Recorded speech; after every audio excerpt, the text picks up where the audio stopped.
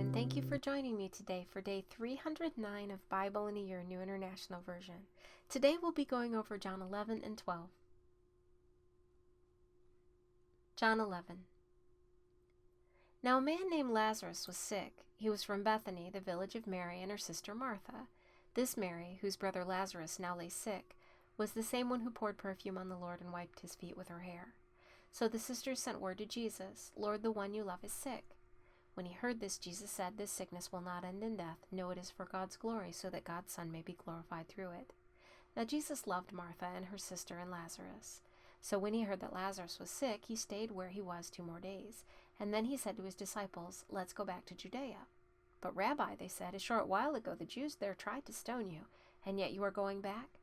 Jesus answered, "Are there not 12 hours of daylight? Anyone who walks in the daytime will not stumble, for they see by the world's light. It is when a person walks at night that they stumble, for they have no light." After he had said this, he went on to tell them, "Our friend Lazarus has fallen asleep, but I am going there to wake him." His disciples replied, "Lord, if he sleeps, he will get better." Jesus had been speaking of his death, but his disciples thought he meant natural sleep. So then he told them plainly, "Lazarus is dead. And for your sake, I am glad I was not there, so that you may believe. But let us go to him." Then Thomas, also known as Didymus, said to the rest of his disciples, "Let us also go, that we may die with him." On his arrival, Jesus found that Lazarus had already been in the tomb for 4 days. Now Bethany was less than 2 miles from Jerusalem, and many Jews had come to Martha and Mary to comfort them in the loss of their brother. When Martha heard that Jesus was coming, she went out to meet him, but Mary stayed at home. "Lord," Martha said to Jesus, "if you had been here, my brother would not have died. But I know that even now God will give you whatever you ask." Jesus said to her, "Your brother will rise again." Martha answered, "I know he will rise again in the resurrection at the last day."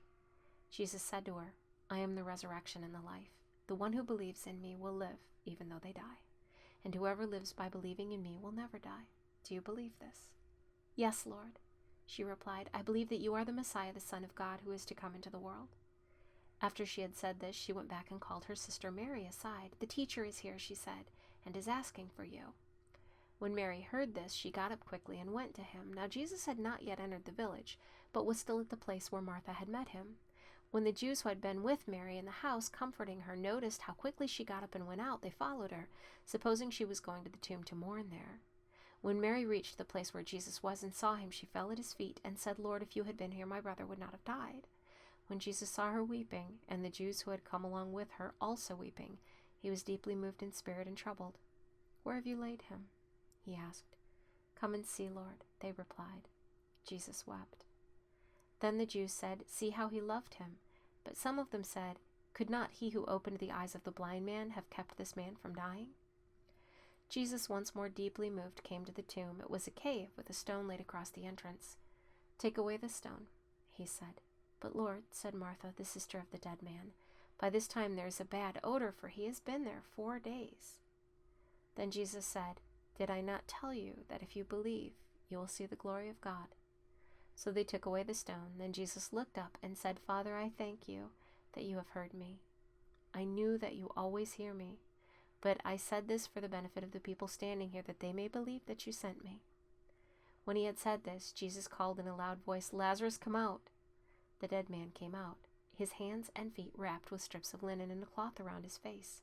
Jesus said to them, "Take off the grave clothes and let him go."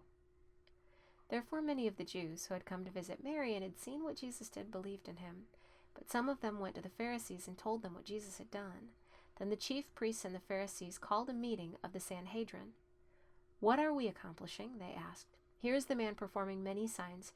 If we let him go on like this, everyone will believe in him, and then the Romans will come and take away both our temple and our nation." Then one of them, named Caiaphas, who was the high priest that year, spoke up. "You know nothing at all.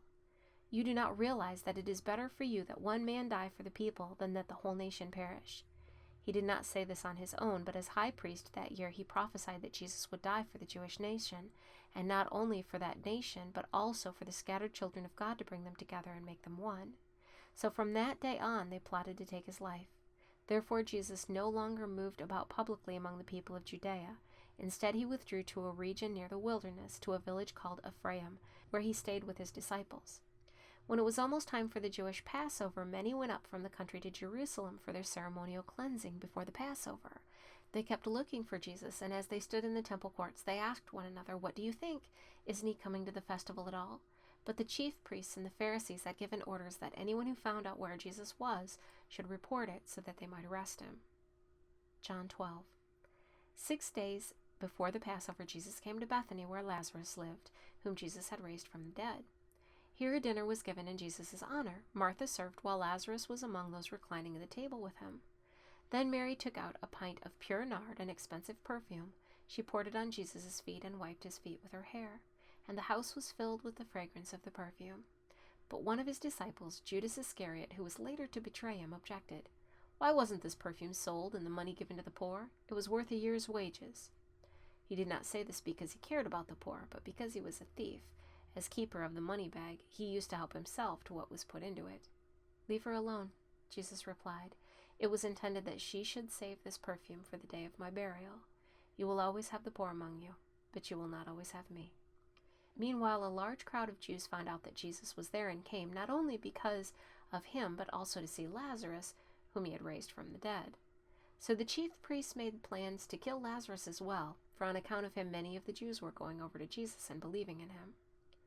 The next day, the great crowd that had come for the festival heard that Jesus was on his way to Jerusalem. They took palm branches and went out to meet him, shouting, "Hosanna! Blessed is he who comes in the name of the Lord. Blessed is the King of Israel." Jesus found a young donkey and sat on it, as it is written, "Do not be afraid, daughter Zion. See, your king is coming, seated on a donkey's colt."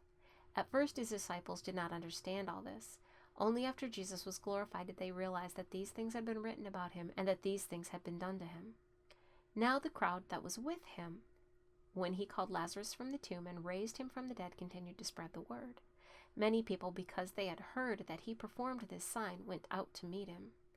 So the Pharisees said to one another, "See, this is getting us nowhere. Look how the whole world has gone after him." Now there were some Greeks among those who went up to worship at the festival. They came to Philip, who was from Bethsaida in Galilee, with a request. "Sir," they said, "we would like to see Jesus." Philip went to tell Andrew. Andrew and Philip in turn told Jesus. Jesus replied, "The hour has come for the Son of Man to be glorified.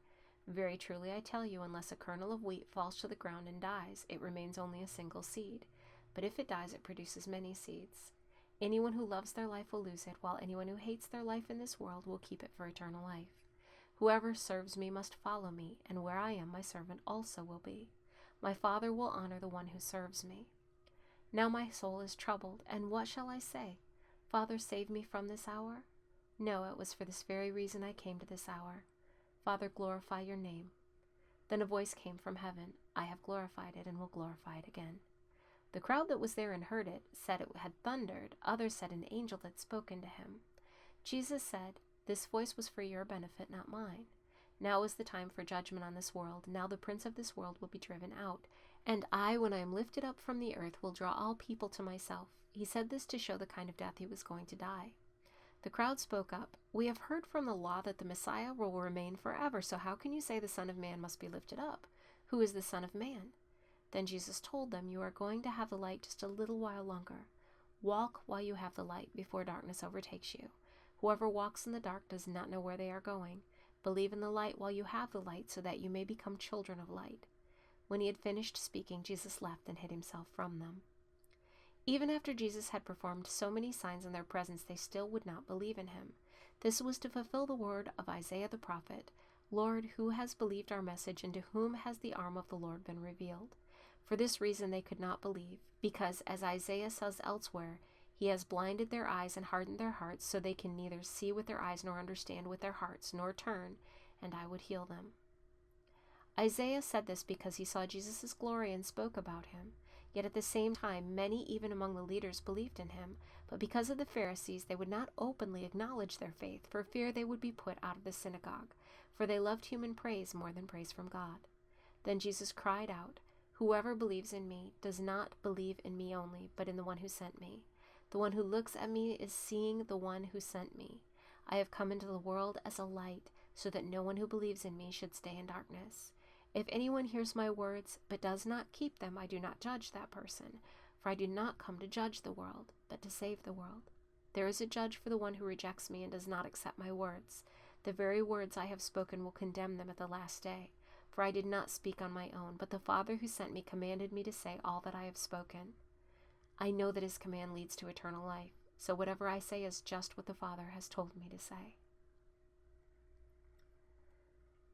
Thank you for joining me today for day 309 of Bible in a Year, New International Version. I look forward to seeing you tomorrow for day 310.